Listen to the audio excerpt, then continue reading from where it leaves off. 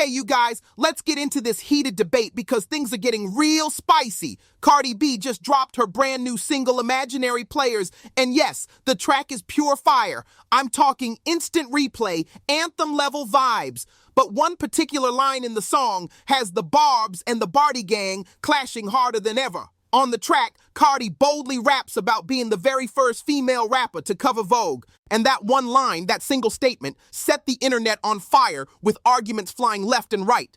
Yesterday, Armand Wiggins jumped on his show and didn't hesitate to call it out. He flat out said Cardi was lying, and he made it sound like she was deliberately rewriting history. First female rapper to grace the cover of U.S. Vogue was Cardi B. She appeared on the cover of the magazine's January 2020 issue, while Nicki was the first female rapper to appear on any Vogue cover. Vogue Arabia's September 2018 issue. You see, there's a difference in words. Cardi B was the first to cover U.S. Vogue. Nicki was the first to cover any Vogue. So however you want to interpret that, the way that I interpret that is Nicki Minaj was the first female rapper to cover. Of course, that sparked a back and forth between both fan bases, with people trading receipts and opinions nonstop. Now let's really break this down, because I think there's more to the story behind Cardi saying she was the first. Personally, I think it was wordplay, maybe even a little shade, but I get what she was trying to imply. Here's the reality. Nicki Minaj was technically the first female rapper to land on Vogue. She graced Vogue Arabia in 2018 and Vogue Japan in 2019, both of which were absolutely stunning covers. No shade at all, Nicki looked incredible, and those covers made waves internationally. But here's where Cardi's claim comes in. In January 2020, Cardi did something historic. She became the first female rapper to land the cover of U.S. Vogue. And this is where the confusion starts, because not all Vogue editions are on the same playing field. Far from it. There are 29 different Vogue editions across the world. U.S. Vogue plus 28 international editions. Now, in the fashion world, insiders know about the big four. These are the editions that dominate the industry.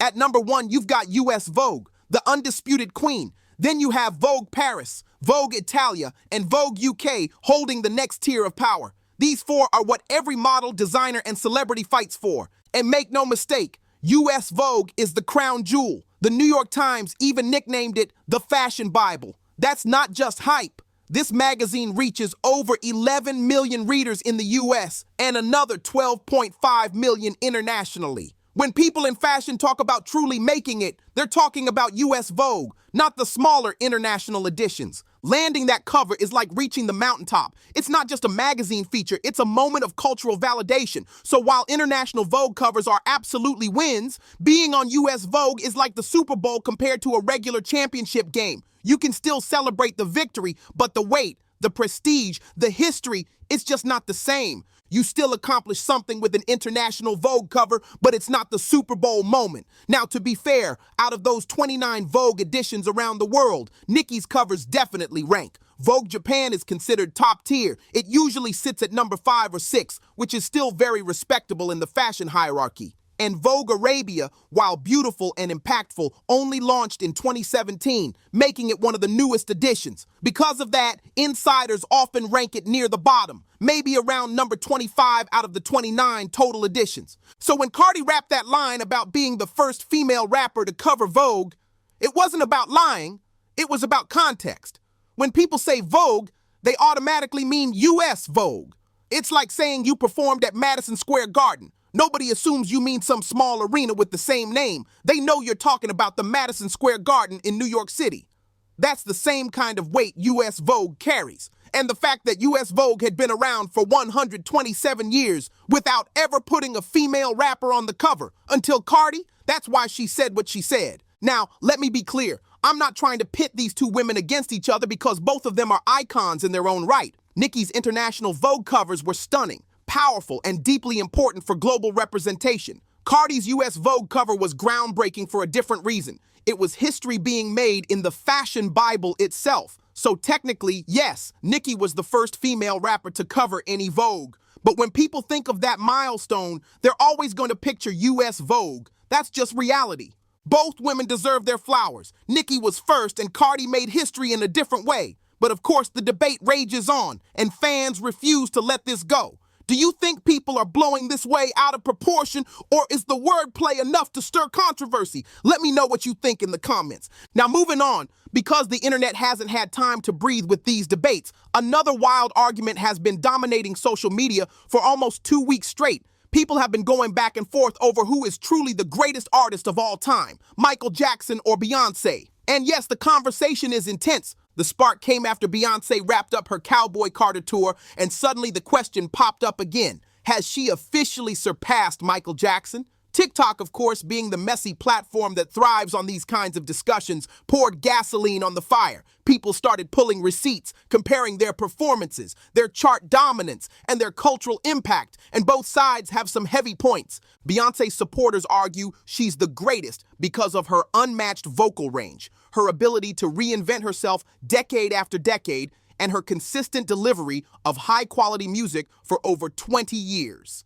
The stats back her up. She currently holds the record with 103 certifications, more than any female artist ever. She's also the most awarded Grammy winner in history with 32 wins. On top of that, Beyonce has sold 355 million records worldwide, and every solo album she's ever dropped has debuted at #1. To crown it all, in 2024, Billboard named her the greatest pop star of the 21st century. But Michael Jackson's fans, they're not budging. They insist he's untouchable, and their receipts are just as solid. This man broke barriers in music, fashion, and culture. He redefined the meaning of superstardom. His concerts weren't just performances, they were cultural events. So powerful people would literally faint in the crowd from the energy. Nobody before him, and arguably nobody after, has done it quite like Michael. Michael Jackson didn't just drop hits, he consistently released groundbreaking music for over 40 years, shaping the sound of entire generations. He sold more than 500 million records worldwide, a number that still leaves the industry in awe. And Thriller, that's not just an album, it's a phenomenon. Decades later, it remains the best-selling album of all time, the one project that truly changed music history forever. To this day, no one has been able to touch it. Thriller is also the only album to achieve 33 times diamond status, something no other artist has ever even come close to.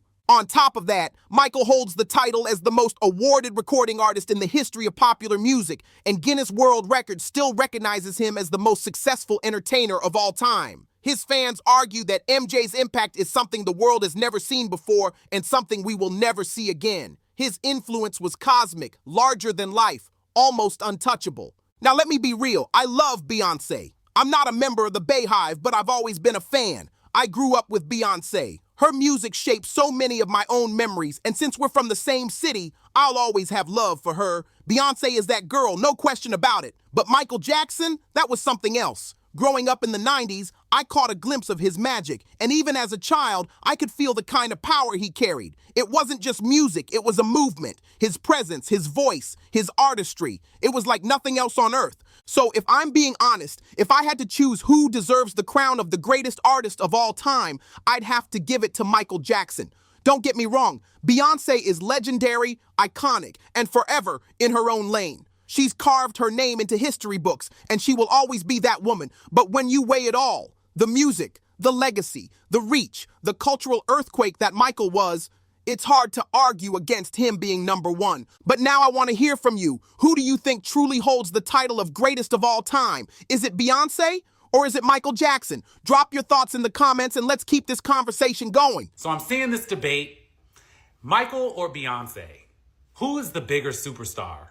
And the fact that we're having this conversation is kind of crazy because I don't know if it's because everybody on this app is kind of young or because it's been so long since Michael Jackson has been on this earth that we're even having this conversation. Michael was the biggest superstar that ever was on this planet and ever will be on this planet. I love Beyonce down. I do. I love her so much, but I think we're losing the ancient text here, guys. I really do. I think that Beyonce has achieved a lot of things in her career and much more than Michael in a lot of areas, right? The fact that Beyonce is still going into her 40s and people are still anticipating what she's going to do next. She's still dropping albums. She's still going on tour. She's still influencing the industry. She's still influencing fashion. She's still considered one of the most beautiful people on the planet. Even with all of that, I don't think that she beats Michael. And this is why. When we're talking about Beyonce and we're talking about her fan base, we're talking about mostly women and gay men. And the reason is because Beyonce mostly sings about, and her content, her music is mostly about being a strong, independent woman. Like, that's what she does. You got single ladies, irreplaceable, me, myself, and I. Who run the world? Girls. Right? And so as a result, the people that follow her are people who date men or are independent women. The people that listen to her music relate to that. She doesn't go for everybody. And I'm not saying that none of her music is relatable to everybody. I'm not saying that straight men or other people outside of this demographic cannot like Beyonce. But what I'm saying is that her main demographic, her main fan base, the people that are buying the tickets, the people that are listening to her albums are women and gay men. Michael Jackson was for everybody. He didn't make music specifically about being a straight man, right? Michael Jackson, his music reached old people, young people, black people, white people, women, men, gay, straight. It did not matter. Everybody could listen to a Michael Jackson song. You're talking about Billie Jean or Smooth Criminal, Thriller, Beat It, Black or White. And I don't know, he just had so many songs that were just storytelling. Because of that reason, Michael was the bigger superstar. He could reach everybody all over the planet, whereas Beyonce has a very niche demographic. That's the only reason I would say that Michael is the bigger star. If Beyonce was a man, I think we'd be having a different conversation. The only thing that I have to add to this Beyonce versus Michael Jackson debate, because it's not really a debate, because obviously they're both amazing and history makers and everything else. The only thing I have to say is I think some of y'all missed the most important thing Jamal said, or at least the most interesting thing to me that Jamal said, which is Beyonce is 43 years old and just wrapped her Cowboy Carter tour. Mind you, the highest grossing country tour of all time. $400 million in 32 shows. That tour was comprised mostly of Cowboy Carter music. We all paid our money. We all dressed up as cowboys because we were excited for her current album. That is mostly unheard of for an artist at 43, including Michael Jackson. Michael Jackson at 43 put out Invincible, an album, by the way, that I loved. I loved Invincible. But as Jamal said in his video, if you were going to see Michael Jackson go on tour at the age of 43, you were expecting mostly his hits. And not just mostly his hits from the 80s and 90s. Like mostly his hits from decades ago. He was very much a legacy artist by that point. And by the way, he didn't even attempt to tour Invincible. Okay, so that is something that I think is interesting because there are so few artists who are doing and who have done what Beyonce has done, which is continue to push forward and push music forward and innovate in music at this age. Look at her peers. And I'm using that word very lightly. Look at her peers. J-Lo had to cancel a tour because she originally billed it as a tour tied to her most recent album that nobody cared about. She had to revamp it so that people would believe it's going to be a greatest hits tour. Look at Justin Timberlake. Did he sing songs from his most recent album? Yes. But was it very much a greatest hits tour? Yes, it was. That is what her peers are doing because that is what is expected of them because they are now at an age where people are considering them to be more legacy. Look at Backstreet Boys. That is interesting to me because to act like there are other people at Beyonce's age doing what she's doing in such a contemporary way, still considered a contemporary, is nonsense. That's silly. Beyonce's bigger than Michael Jackson. I know I'm going to get eaten alive for saying this, but I don't care. Beyonce's bigger than Michael Jackson. I'm not in the hive. I'm not a stan. I probably, if I had to pick whose music I preferred, I don't know. I might pick Michael Jackson one day. I might pick Beyonce another day. Probably over the career, it's probably Michael Jackson's. But there's just no conversation here. We have got to stop pretending that our personal taste is an objective truth, because it isn't. Like, some of you are ruled by nostalgia, some of you are ruled by recency bias, some people are ruled by culture and race and gender and all other kind of things and all other vibes. I am too, we all are. That's called taste. That's our personal taste. But we can be honest about these things. Look, Ray, Beyonce is 43 years old. At the big age of 43, Michael Jackson has by now put out Invincible. Nobody is going to see him in concert because of Invincible. I'm sorry, you're not. By that point in his life, he's living off legacy. He's living off legacy. If you're going to see Beyonce now, it's because of Cowboy Carter. If you were going a couple years ago, it's because of Renaissance. People are waiting to see what she does next. Who at that big age has been doing that? Nobody. Even the people that we love, even the greats, they're still doing tours and people are looking at the legacy. Yeah, play something off the new track, off the new album, but I'm ready to hear the stuff from before. There's no nostalgia bait here. She is active in her dominance. She's always in her prime. She's in her prime now, but when has she not been? Her lowest period is probably Destiny's Child, which is, I'm making a point there because that's a pretty big period. People want to tell you, oh, Michael Jackson is worldwide. I'm sorry. Beyonce is known across the world in a way more oversaturated market, in a time where fame is way more fragmented and split across millions of platforms. Everybody engages with media in much different ways. You had to be forced things before. You only had one place to go. It was the TV or the radio. Michael absolutely had a tighter monopoly. And Thriller changed the game, but that was a different game with different rules. And I'm sorry, but it was easier. Much easier to stand out. I'm sorry, but Beyonce is the moment. Beyonce is like, she's bigger and broader and more influential in a far noisier, harder and faster ecosystem. There's no debate here. And I don't even care. I don't even really like either of them that much. I like them, they're good enough, but that's not what I'm listening to. Like, respectfully, the conversation has been done. Thanks for watching. Don't forget to like, share, and subscribe. See you on the next one.